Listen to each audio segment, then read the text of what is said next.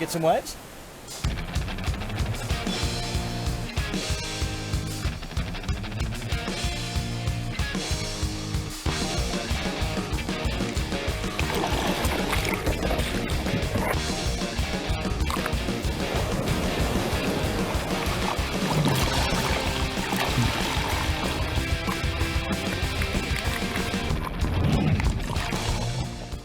It's home to some of the best surf in the world. It's also home to Mega Samadhi, who knows better than most, certainly way better than me, how to ride the waves of Uluwatu, Bali. It's like dancing to the moon. Yeah.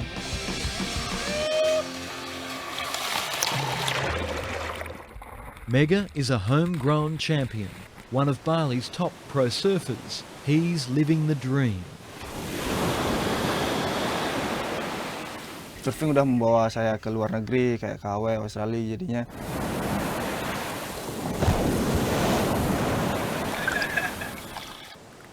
Itu susah.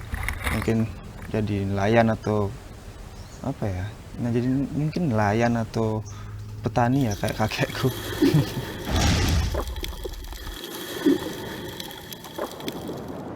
His grandfather, even his father, knew a very different Uluwatu. A sleepy, off-the-beaten-track corner of Bali before the crowds and the surf tourists came and over time dramatically reshaped the place. Terus kita surfing buat enjoy, kita surfing buat cari barrel, cari apa. Tapi kalau misalnya terlalu ramai, susah.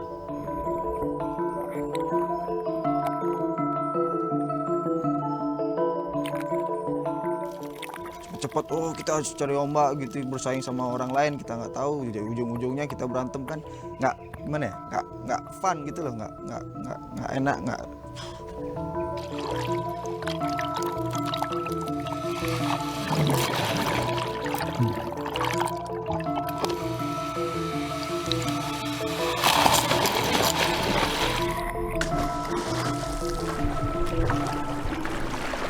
Over the last 40 years, millions of surfers have come here chasing their own slice of paradise. But the influx of visitors is not being well managed, and now it's threatening the very things that make Bali beautiful.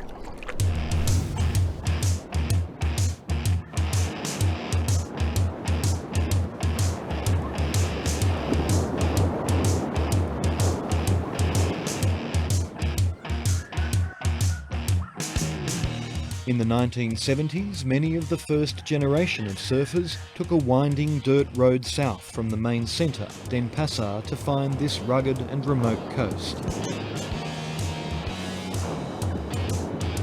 Its reliable breaks and crystal clean water quickly became the stuff of legend. I first came here fresh out of school. But returning today, it's obvious Uluwatu's popularity has come at a cost the locals can no longer ignore.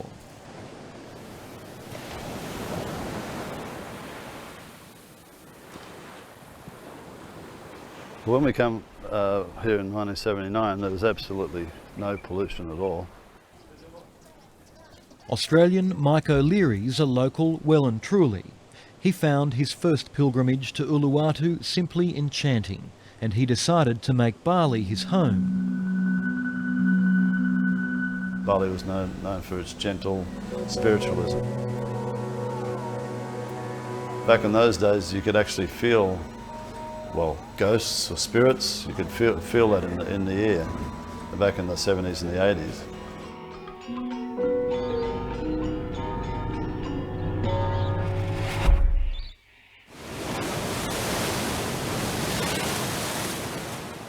I think it's probably one of the top 6 best-known surf breaks in the world, and it's a must-see on every surfer's tour of the world.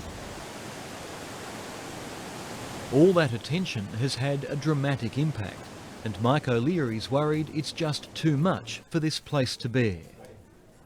Between 10 and 15,000 people a month are hitting here. Out of sight of the cafes and surf shops that have sprung up over time, ample evidence of a little backwater bursting under the strain. Yeah, just come in here, Matt. This is where the bit of a cesspool here that the surfers don't see. Everyone sees a great environment at Uluwatu out in the surf, but they don't see the accumulation of the cooking oil, sewage, and other liquid waste. Stinks, doesn't it? It stinks, and I think it's been going for the last 30 years, and I think it keeps seeping out.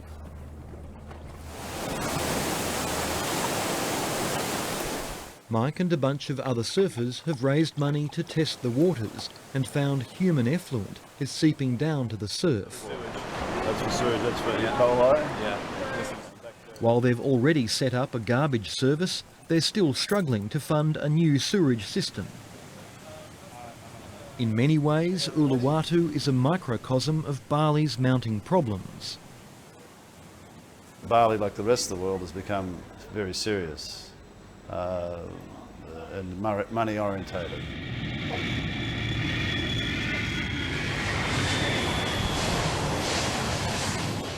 Alarm bells have been ringing for decades, but Bali is now being stretched to breaking point. Since the late 1970s, the population's grown from around 2.5 million up towards the 4 million mark, and the number of tourists has exploded, from 120,000 a year to well over 2.5 million, including 800,000 Australians. Together, they generate thousands of tonnes of rubbish each day, and the waste problem is quite simply out of control. As the tourists pour in, the rubbish is piling up and spilling over, and it's turning these environmentally sensitive mangroves into a putrid swamp that stinks to high heaven. This is just a few kilometres away from the Kuta tourist trap, but it's light years away from tropical paradise. The rubbish floats down the rivers and out into the sea, piling up on the world-famous Kuta Beach. Kuta is the epicentre of Bali's transformation. Its radical, ceaseless redevelopment has sparked intense debate about what it now means to be Balinese. Kalau misalnya kayak Kuta semua, bangunan di mana-mana mungkin Bali nggak bakal jadi Bali lagi. Kalau itu terjadi mungkin khawatir banget ya, soalnya apa ya, kayak jiwa kita hilang gitu loh kalau misalnya. And among the board hire businesses dotting the Kuta sand, we find another local worried about the future of his island home. For Jering, Kuta has become a model for how not to develop Bali. I remember that time. I live like probably 200 meters away from Kuta Beach, and at night I can clearly hear the sound of the waves from my room. Now you can hear people say "F off."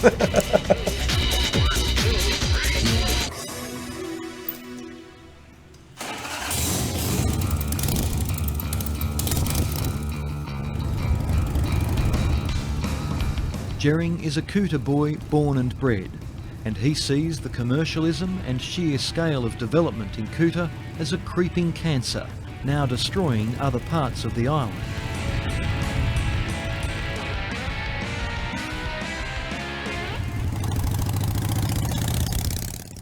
What I see, the mainstream, the Kuta or Bali mainstream right now, the mentality is selling, and so I found a point where, dude, I have a right to say no to this because that's wrong, and I want to fight this.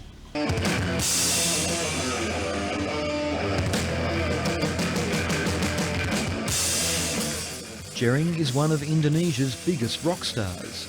His band, Superman is Dead, is a huge national act. He's also out the front of another push, a growing local resistance to development and tourism at any cost. Dan kita punya atlet sepeda nasional dari Bali. There's a lot of people I know that really religious and going to temples a lot, but they're just selling out, they're selling out the land. Is that a true Balinese, Like, are you protecting your island?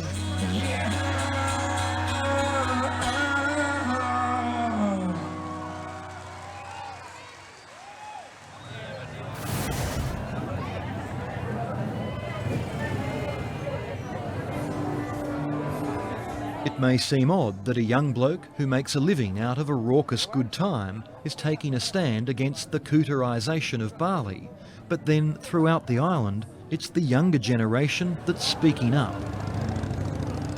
It's what you do, it's not what you wear. It's what you do, it's what you're saying, it's what your messages are about. If it's for Bali, if it's for your community, if it's to protect, if it's for a greater cause for everyone else in Bali, then you are a Balinese, Di mana logika pembangunan pariwisata, logika pembangunan hotel yang sampai detik ini menyatakan bahwa itu. Demonstrations and protests are not a normal part of Bali's culture. They're spiritual people, not activists. But Jering's been working to change that alongside his friend Gendo, one of Bali's best-known environmentalists. Yang membuat kita marah kan ketika Bali ini dihancurkan sedemikian rupa, secara sistematis.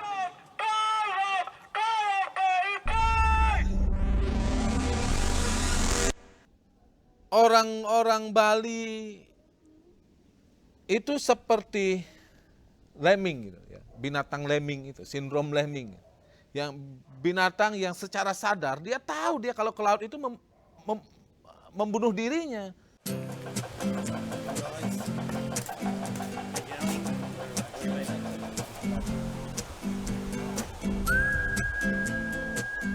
Across the Bukit Peninsula from Kuta's night spots lies Nusa Dua, a quieter family destination now dominated by huge international resorts.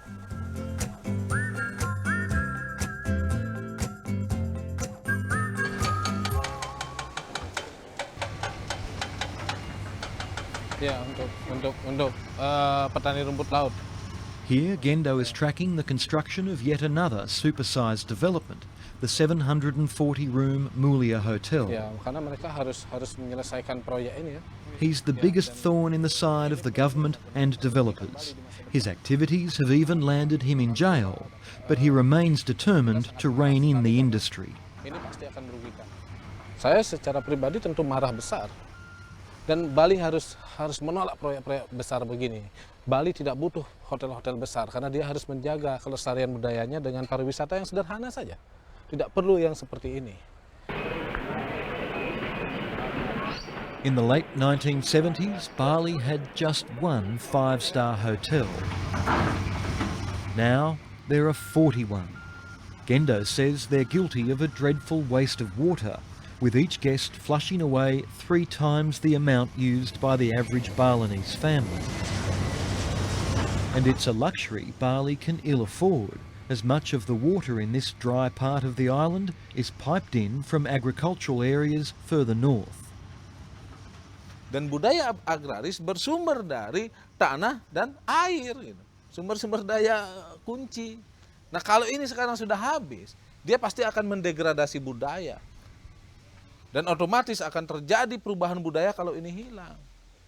Artinya apa? Di kedepan hari, sekian puluh tahun ke depan, Bali ini mungkin sudah tinggal kenangan. Dan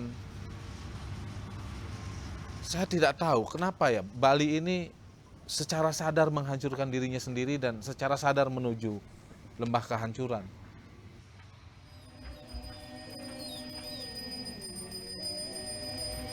Not far from the construction zone, Nusa Dua's main temple is perched on a cliff. There's a rule designed to keep big developments a respectful distance from such hallowed ground, but Gendo says big money and jobs have local leaders turning a blind eye. Sebagai orang Bali sebetulnya saya sangat khawatir membayangkan masa depan Bali ini. Apalagi buat orang-orang yang percaya reinkarnasi. Kita yang akan menikmati kehancuran yang diciptakan oleh zaman sekarang.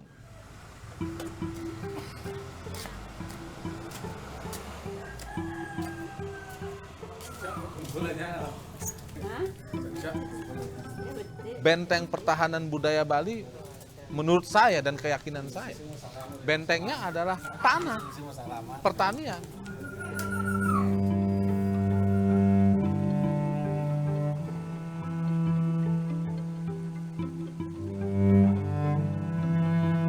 A few hours' drive from the hustle and bustle of southern Bali up into the rolling, rising slopes of the island, you'll find its cultural heart, Ubud.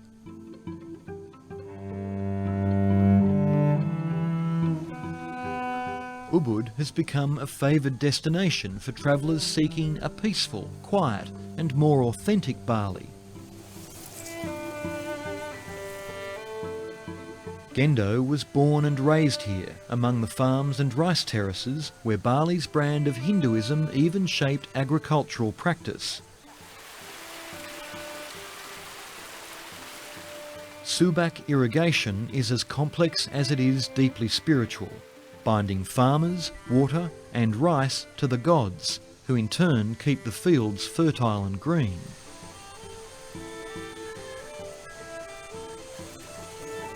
But farmers have been selling their land to developers, fueling a real estate boom that's driven prices through the roof. Thousands of acres of Bali's rice fields have been turned over to villas and hotels. Ubud itu sekarang tanah pertaniannya mulai habis. Ya itu karena untuk villa-villa, hotel-hotel.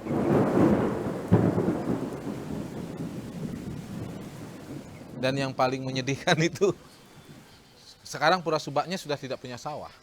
Karena sawah yang menjadi wilayahnya dia sudah menjadi bangunan-bangunan hotel, restoran, akomodasi pariwisata.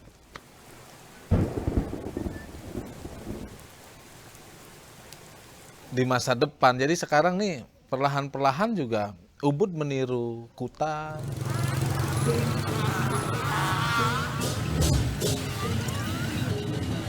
As people from Ubud, we just don't want Ubud to turn into Kuta.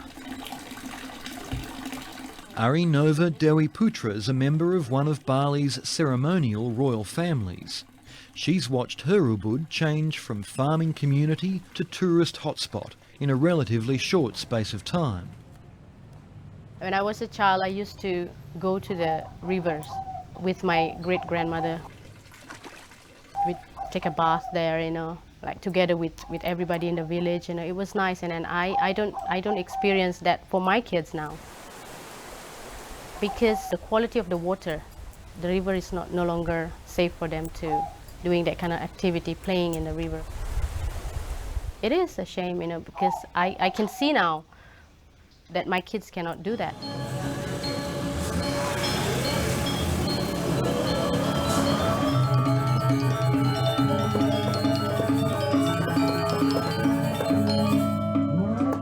Still, Nova, for one, is hopeful that time-honoured traditions will provide the strength to endure.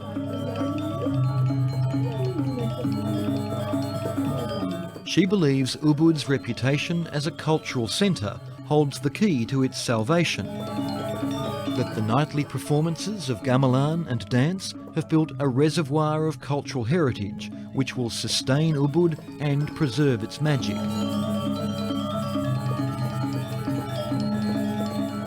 It's not just a tourist cliche? No, it's not just for tourists, it's actually for all of us to inherit all this value, who can really, we know our own tradition.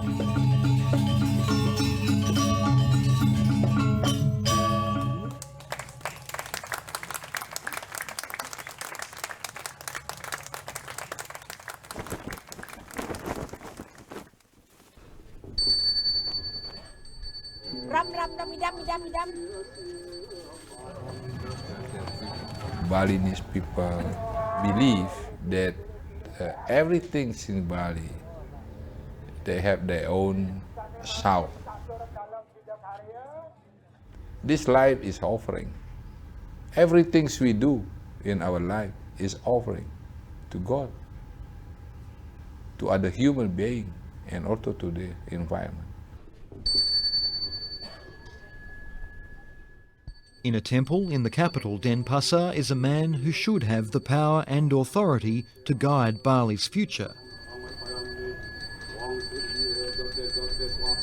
Made Pastika, after all, was the police chief who helped bring the Bali bombers to justice. Now he's Bali's governor. Tourists is not destroying Bali. The greedy investors are destroying Bali. Tourists is okay. They are good people. But the greedy investors, that's the problem.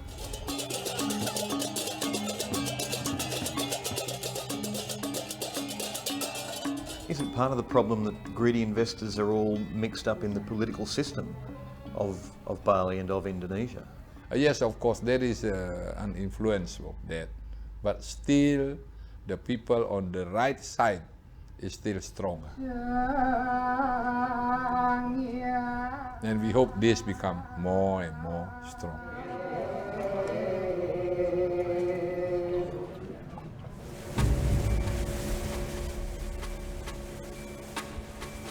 Made Pastika knows he's up against some powerful forces, exploitative foreign investors and a who's who of local influence. This luxury hotel is part owned by Tommy Suharto, son of Indonesia's late dictator. This one belongs to the Bakri Group, whose favoured son runs one of the nation's biggest political parties. A few years ago, Governor Pastika issued a decree banning new hotels from this part of the island. But developers and local mayors have taken little notice, and the cranes keep on coming. You know, everybody want to invest in Bali. In one side, maybe that is good, creating jobs, moving the economy. But at the other side, because some of these investors are greedy, exploitation of the environment, exploitation of the land, exploitation of the people, exploitation of the culture, that is the problem. Those who really love Bali, they will invest with their heart.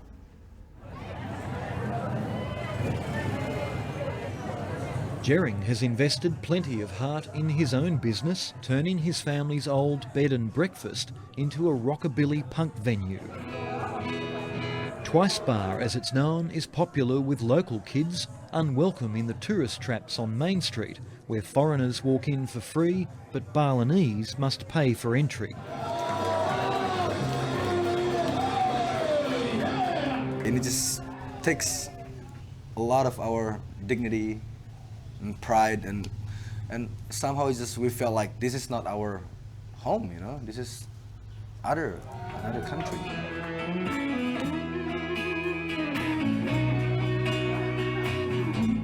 What I love the most about Twice Bar is, first, anyone can just go in there.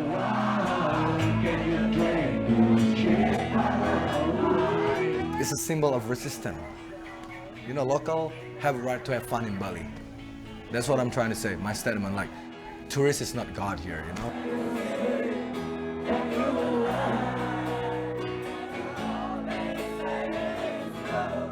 Jering's loyal followers, the punks and rockers, are not the archetypal Balinese featured on postcards and travel brochures.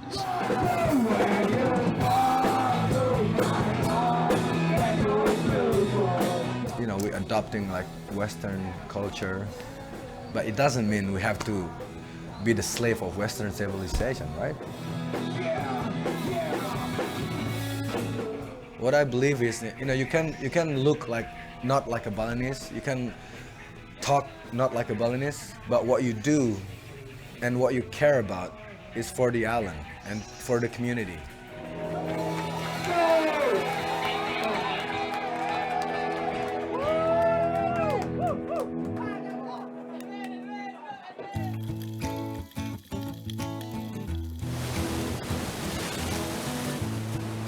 It's the young locals who know more about the world than their parents ever did, who also know they need to fight for their unique home and future.